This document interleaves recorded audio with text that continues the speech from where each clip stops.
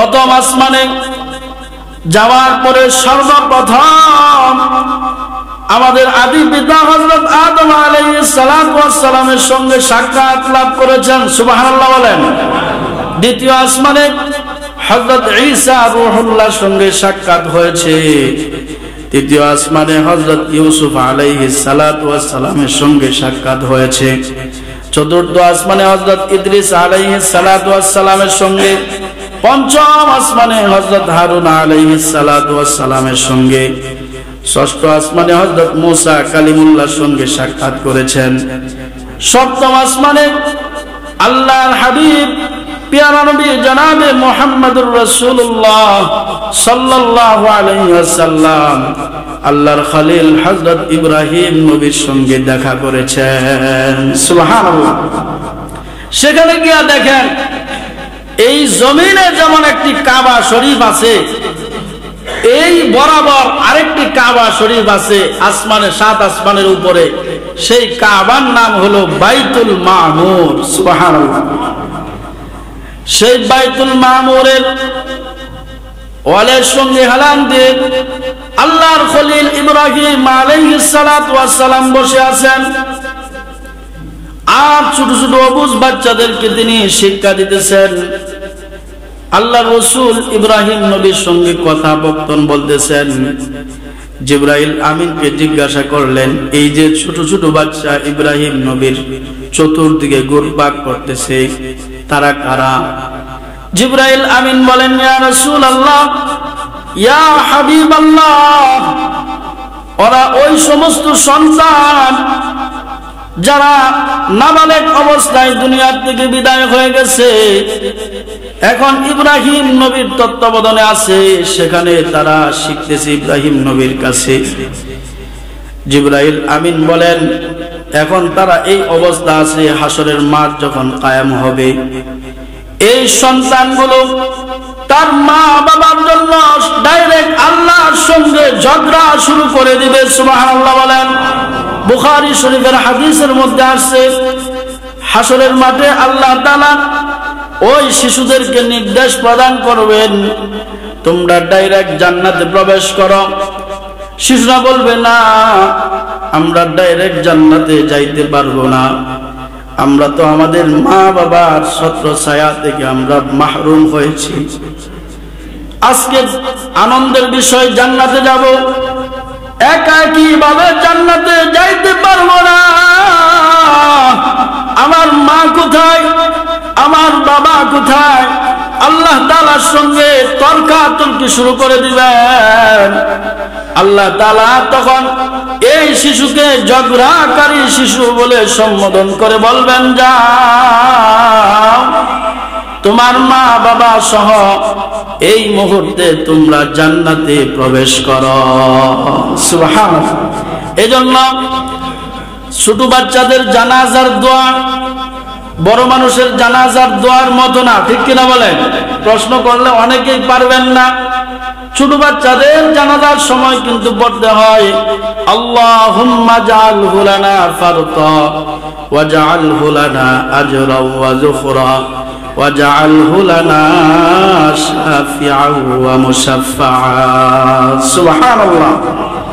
আল্লাহুম্মা জাআলহু লানা ফারতা, বাবা তার সন্তানের লাশকে সামনে রেখে আল্লাহর দরবারে কাবলামুখী হয়ে যখন বলে, আল্লাহ আমার এই বাচ্চাকে আমার ধর্মের অনুসারী বানাও, ওয়াজআলহু লানা আজরা, দুনিয়াতে থাকলে তার থেকে আমি অনেক সহযোগিতা পাইতাম, আমার কলিজার টুকরাকে তুমি ছিনিয়ে নিয়ে গেছো আল্লাহ, এজন্য আমি অসন্তুষ্ট না, তাকে আমার জন্য হাসরের মাঠে নেকির বান্দার হিসাবে তাকে কবুল করে নাও, সুবহানাল্লাহ। আজরা ওয়া যুখরা ওয়াজআলহু লানা শাফিআ ওয়া মুশাফফা। 3 নাম্বার আবদার হলো, আল্লাহ আমার এই সন্তানকে হাসরের মাঠে এই দুনিয়াতে পাপ করে যখন তোমার আদালতে আমি ধরা খেয়ে যাব, আর চলার ক্ষমতা আমার থাকবে না, তখন আমি বাবার জন্য আমার এই সন্তানকে সুপারিশকারী হিসাবে কবুল করে নাও। সুবহানাল্লাহ। এই যে বাবা ধৈর্য ধারণ করবে, এই জন্যই তো হাদিস শরীফের মধ্যে আসছে ছোট বাচ্চা যখন মারা যায় মা বাবা মায়া কান্নাকাটি করবে, ঠিক আছে, কিন্তু হাই হতাশ করবে না, আল্লাহকে গালিগালাজ করবে না। যদি ধৈর্য ধারণ করতে পারে ওই সন্তান, ওই মা বাবা এবং জানাজায় উপস্থিত যারা আছে প্রত্যেককে সুপারিশ করে জান্নাতে নেওয়ার ক্ষমতা আল্লাহ দান করবেন। সুবহানাল্লাহ। এজন্য ছোট বাচ্চাদের জানাজায় শরীক হওয়া এটা কপালের ব্যাপার, ঠিক কিনা বলেন? তারা তো ফেরেশতা, তারা আল্লাহর কাছে সুপারিশ করে মানুষকে জান্নাতে নেবে। সুবহানাল্লাহ বলেন। এই পাওয়ার কয়জনে পাবে? এরপরে বাইতুল মামুর দেখলেন, আল্লাহ রাসূল বলেন সেখানে ৭০,০০০ ফেরেশতা বাইতুল মামুর প্রতিদিন তওয়াফ করে। এই ৭০,০০০ ফেরেশতা যারা আজকে তওয়াফ করবে কিয়ামতের আগ পর্যন্ত এই ৭০,০০০ ফেরেশতার সিরিয়াল পাবে না। সুবহানাল্লাহ। এত ফেরেশতা তিনি স্বচক্ষে দেখলেন, বিশাল বড় ঘটনা। সেখান থেকে তিনি চলে গেলেন আরেকটি জায়গা, যার নাম হলো আল্লাহ তাআলা সূরা নজমের মধ্যে বলেছেন ইনদা সিদরাতিল মুনতাহা ইনদাহা জান্নাতুল মাওয়া। সিদরাতুল মুনতাহা একটা শেষ বর্ডার, সেখানে একটা বড়ই গাছ আছে। নবীজি বলেন সেই বড়ই গাছের পাতাগুলো হাতির কানের মতো, আর এক একটা বড়ই এই দুনিয়া বড় বড় মটকার মতো আমি নিজে দেখে এসেছি। সুবহানাল্লাহ। এবং বড়ই গাছের মধ্যে রং বেরঙের পাখি। আমি জিবরাইলকে জিজ্ঞাসা করলাম ওরা কারা? নবীজি বলেন ইয়া রাসূলুল্লাহ, ইয়া হাবিবাল্লাহ, আপনাকে দেখার জন্য আসমানের সমস্ত ফেরেশতা আল্লাহর কাছে আবদার করেছেন। আল্লাহ তাআলা তাদের মঞ্জুর কবুল করে তাদেরকে এই গাছের মধ্যে বসায় দিয়েছেন যেন আপনাকে দেখতে পারে। সুবহানাল্লাহ। তিনি সরাসরি এই সমস্ত দৃশ্য তিনি দেখলেন। এরপরে সেখানে আরেকটি জন্তু এসেছে যার নাম হলো বরাক। এই বরাক নামক জন্তুর মধ্যে বসলেন, ডাইরেক্ট আল্লাহর আরশে আজিমের মধ্যে তিনি চলে গেলেন। সেখানে যাওয়ার পরে ডাইরেক্ট কথাবার্তা শুরু হয়ে গেছে। সুবহানাল্লাহ বলেন। আল্লাহ রাসূল সর্বপ্রথম বললেন আত্তাহিয়াতু, সকলে বলেন আত্তাহিয়াতু লিল্লাহি ওয়াস সালাওয়াতু ওয়াত তাইয়্যিবাত, আসসালামু আলাইকা আইয়ুহান নাবিয়্যু ওয়া রাহমাতুল্লাহি ওয়া বারাকাতুহু, আসসালামু আলাইনা ওয়া আলা ইবাদিল্লাহিস সালিহিন, আশহাদু আল্লা ইলাহা ইল্লাল্লাহু ওয়া আশহাদু আন্না মুহাম্মাদান আবদুহু ওয়া রাসূলুহু। সুবহানাল্লাহ বলেন। নবীজি বলেন আল্লাহর জন্য তিনি দৈহিক এবং শারীরিক আত্মিক যত প্রশংসা আছে, আত্তাহিয়াতু লিল্লাহি ওয়াস সালাওয়াতু ওয়াত তাইয়্যিবাত, মুখের মাধ্যমে শারীরিক মাধ্যমে যত ধরনের প্রশংসা আছে সমস্ত প্রশংসা আল্লাহর সান্নিধ্যে তিনি নিবেদিত করলেন।